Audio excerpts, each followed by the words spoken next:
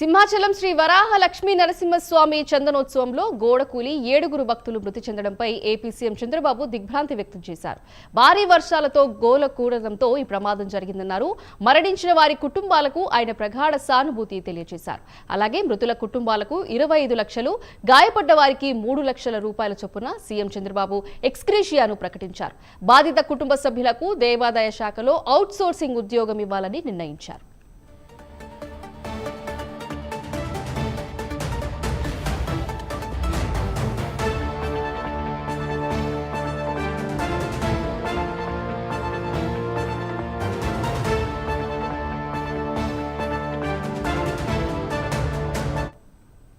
ఇప్పటికే సింహాచలం ప్రమాదంపై సీఎం చంద్రబాబు విచారణకు ఆదేశించారు. 3 సభ్యులతో విచారణ కమిటీ ఏర్పాటు చేశారు. మరోవైపు సింహాచల ఘటనపై సీఎం చంద్రబాబు ఉన్నత స్థాయి సమీక్ష నిర్వహించారు. జిల్లా కలెక్టర్, ఎస్పీతో పాటు వివిధ విభాగాల ఉన్నతాధికారులతో ఆయన టెలికాన్ఫరెన్స్ నిర్వహించారు. ఘటనకు గల కారణాలు, క్షేత్రస్థాయిలో అందుతున్న సహాయం తదితర అంశాలపై అధికారులకు ఆయన వివరించారు. ఇప్పుడు తీసుకోవాల్సిన చర్యలపై సీఎం దిశానిర్దేశం చేశారు. సో ఇందులో మనం 7గురిలో 3 ఫీమేల్స్, 4 మేల్స్ ఉన్నారు.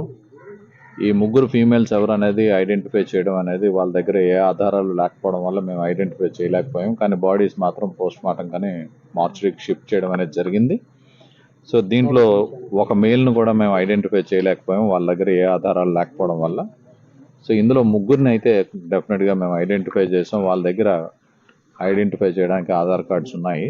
సో దాన్ని బట్టి వాళ్ళ 3 పేర్లు మేము చెప్పడం అనేది జరుగుతుంది. ఎడ్ల వెంకట్రావు, మేల్ 45 ఇయర్స్ ఈయన. ఇంకొకరు పత్తి దుర్గా స్వామినాయుడు, ఈయన వయసు 33 సంవత్సరాలు. ఇంకొకరు కుంపట్ల మణికంఠ ఈశ్వర శేషారావు, ఈయన 28 ఇయర్స్ మేల్. సో వీళ్ళ 3 పేర్లు అయితే మేము ఐడెంటిఫై చేయడం అనేది జరిగింది. సో వీళ్ళందరినీ ఇప్పుడు మార్చరీకి షిఫ్ట్ చేసాం. సత్వరమే ఇంక్వెస్ట్ చేసి వీళ్ళకి ఇమ్మీడియట్గా పోస్ట్ మార్టం చేసి బాడీస్ వెంటనే హ్యాండ్ ఓవర్ చేయమని కలెక్టర్ గారు ఆదేశాలు పంపించారు. సో దాని ప్రకారం మేమందరం ఇమ్మీడియట్గా ఇవి పోస్ట్ మార్టం చేసి ఇమ్మీడియట్గా బంధువులకి ఇది పంపించడం అనేది జరుగుతుంది. సో ఇందులో మనం 7గురిలో సింహాచలం ఘటనపై మరింత సమాచారం మా ప్రతినిధి చంద్రశేఖర్ అందిస్తారు. చంద్రశేఖర్, చెప్పండి.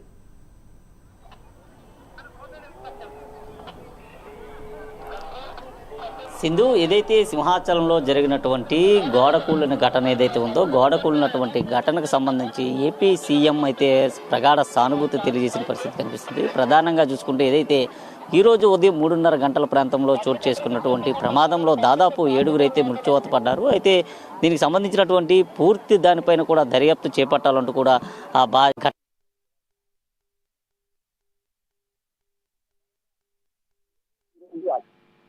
సందర్భాలు వస్తాయంటే సంబంధించినటువంటి వేడుకలు ఈ నేపథ్యంలో సమాజం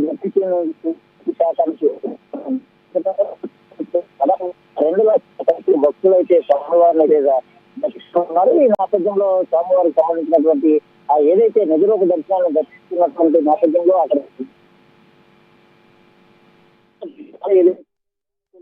ఘటనలో ఏదైతే గుర్తుపడతారో ఈ ఘటనతో పూర్తిగా కూడా యావత్ రాష్ట్రంలో దిగ్భ్రాంతమైనటువంటి పరిస్థితి అయితే ఉందని చెప్పుకోవచ్చు. ప్రధానంగా చూసుకుంటే ఏదైతే విశాఖ జిల్లాకు సంబంధించినటువంటి ఉత్తరాంధ్ర ఆరాధ్యం, ఉత్తరాంధ్రకు సంబంధించినటువంటి ఎవరికి శ్రీ వరాహ లక్ష్మీ నరసింహస్వామికి సంబంధించినటువంటి ఆలయంలో ఈ రోజు జరిగినటువంటి ఘటన పైన పూర్తిగా కూడా దిగ్భ్రాంతి వ్యక్తం చేసినటువంటి పరిస్థితి కనిపిస్తుంది.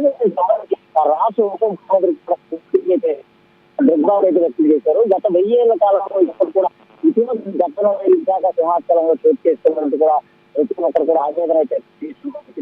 ముఖ్యంగా చూసుకుంటే ఏదైతే వచ్చినటువంటి 7గురు మృతులు ఎవరైతే ఉన్నారో 7గురు మృతులకు సంబంధించి కూడా ఒక్కొక్క కుటుంబానికి 25 లక్షల చొప్పున కూడా ఎక్స్గ్రేషియా ప్రకటిస్తానికి కూడా ఆ రాష్ట్ర ముఖ్యమంత్రి చెప్పారు. అలాగే ఏదైతే ఘటన జరిగిందో ఘటనలో గాయపడినటువంటి బాధ్యులు ఎవరైతే ఉన్నారో వారికి 3 లక్షల చొప్పున కూడా నష్టపరిహారం అందిస్తామంటూ కూడా చెప్పిన పరిస్థితులు కనిపిస్తుంది. ప్రధానంగా చూసుకుంటే ఈ రోజు జరిగినటువంటి ఘటనతో పూర్తిగా కూడా భక్తులంతా కూడా ఆందోళనకు అయితే గురించి పరిస్థితి కనిపిస్తుంది. ప్రధానంగా చూస్తుంటే ఇప్పటికే భక్తులంతా కూడా క్యూ లైన్ లో బారులు తీరిన పరిస్థితి కనిపిస్తుంది. అయితే ఏదైతే కాంట్రాక్ట్ నిర్వహించినటువంటి నిర్మాణం ఏదైతే ఉందో ఆ నిర్మాణం చేస్తున్నట్టుగా తెలుస్తుంది. ఉదయం కురిసినటువంటి ఆ భారీ వర్షంతో పాటు వీచినటువంటి గాలి కారణంగా కేవలం వచ్చినటువంటి ఆ అతి కొద్ది వర్షానికి గోడ అయితే కూలిపోయిన ముఖ్యంగా గత 10 రోజుల క్రితమే నిర్మాణం జరిగినటువంటి గోడలో కాంట్రాక్టర్ పూర్తిగా నిర్లక్ష్యం వహించినట్టుగా తెలుస్తుంది. అయితే దానికి పరిశీలించవలసినటువంటి ఆలయం కూడా దీనిపైన నిర్లక్ష్యం వహించడంతోనే ఈ ప్రమాదం అయితే చూపిస్తుంది. ఏదైతే రెండు మధ్యలో సంబంధించినటువంటి ప్రదేశం ఏదైతే ఉందో ఆ ప్రదేశంలో ఈ రోజు జరుగుతున్నటువంటి ఘటనతో పూర్తిగా భక్తులంతా కూడా ఆందోళనలోనే పరిస్థితి కనిపిస్తుంది. ముఖ్యంగా చూస్తుంటే 7 మృతుల కుటుంబానికి సంబంధించినటువంటి ఎక్స్ప్రెస్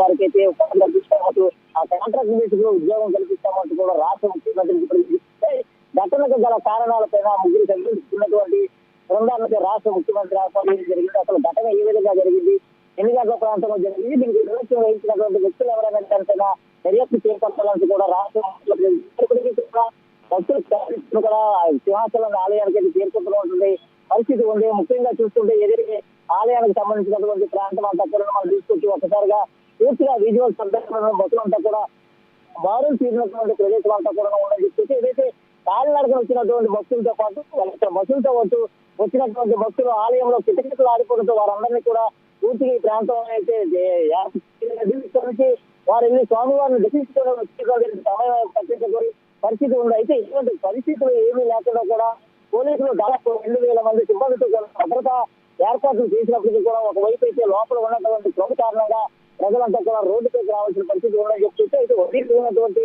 ఘటనతో పూర్తిగా కూడా ఆ ప్రాంతానికి అయితే రాష్ట్ర హోంమంత్రి వంగలపూడి అనితో కూడా చేరుకోవడం జరిగింది. ఘటన జరిగినటువంటి ప్రదేశాన్ని పరిశీలించారో అలాగే అక్కడ జరిగినటువంటి అంశాలను కూడా అలా మాట్లాడే పరిస్థితి ఉంది. ప్రధానంగా చూస్తుంది ఏదైతే నిర్మించినటువంటి ఆ గోడ ఏదైతే ఉందో రక్షణ గోడ కూలిన సమయంలో అక్కడ ఉన్నటువంటి భక్తులతో పాటు ప్రత్యక్ష సాక్షులు కూడా అతిపెద్ద భయంకరమైన సౌండ్ వచ్చినట్టు కూడా వారి చెప్పిన పరిస్థితి కనిపిస్తుంది. ముఖ్యంగా ఏదైతే గోడ కూలినటువంటి ఘటన ఏదైతే ఉందో ఆ ఘటనలో మృతినటువంటి కుటుంబాలంతా కూడా రోధిస్తున్నటువంటి పరిస్థితి వర్ణం అతీతం మనం చేసుకోవచ్చు. అలాగే ఏదైతే గోడ కూలిన ఘటనలో మృతి చెందినటువంటి మృతదేహాలన్నీ కూడా ఎక్కడ ఉన్నటువంటి తరలించారు. అక్కడ నుంచి విశాఖ స్టేజ్ అయితే తరలించి అక్కడ వారికి శవాలకైతే పోస్ట్ మార్టం నిర్వహించే అవసరం కూడా కుటుంబ సభ్యులకైతే అప్పగించేటటువంటి పరిస్థితి ఉంది. దీనికి సంబంధించి ఎప్పటికప్పుడు తనకి ఏం జరుగుతుందనే విషయాన్ని కూడా చెప్పాలి.